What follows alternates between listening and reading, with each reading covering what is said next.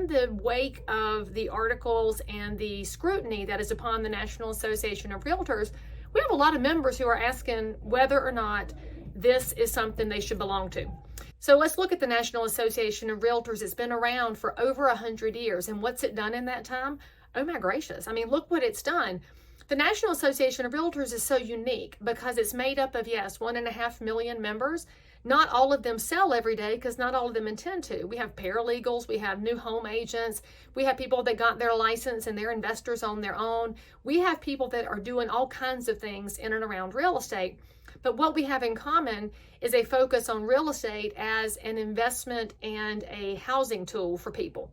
The power of us at the National Association is really unique. We're the only one of the top 20 political action committees that has a 50-50 split on both sides of the aisle, because we understand that we need to have friends in both parties, because we want people to look at real estate not as a partisan trench fight and warfare machine, but to look at real estate as what it is. It is something that impacts every angle of our communities. It impacts every neighbor in every zip code, and we want to make sure that we're providing opportunities to everybody so that if they choose to chase this path, it's available to them. We have expertise in housing. We have expertise in commercial property ownership. We have expertise in all those pieces of the tax code through our very amazing professional staff. So we have to be in the room. If we're not in the room, who will speak up for the 30-year fixed mortgage? Who will speak up for the 1031 tax deferred exchange?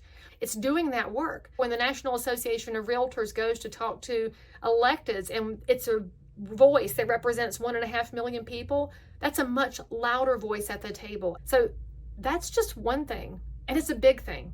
Now, could we do it better? Of course. Do I have ideas that I wish everybody would listen to? Of course I do. I'm just going to remind you, in the words of my friend Kimberly Allard from Massachusetts, there is no National Association of Homeowners. There's just us. So if you're throwing in the towel because you're aggravated, I understand that emotion, but I'm going to ask you to fight that emotion. Instead of getting out of the room,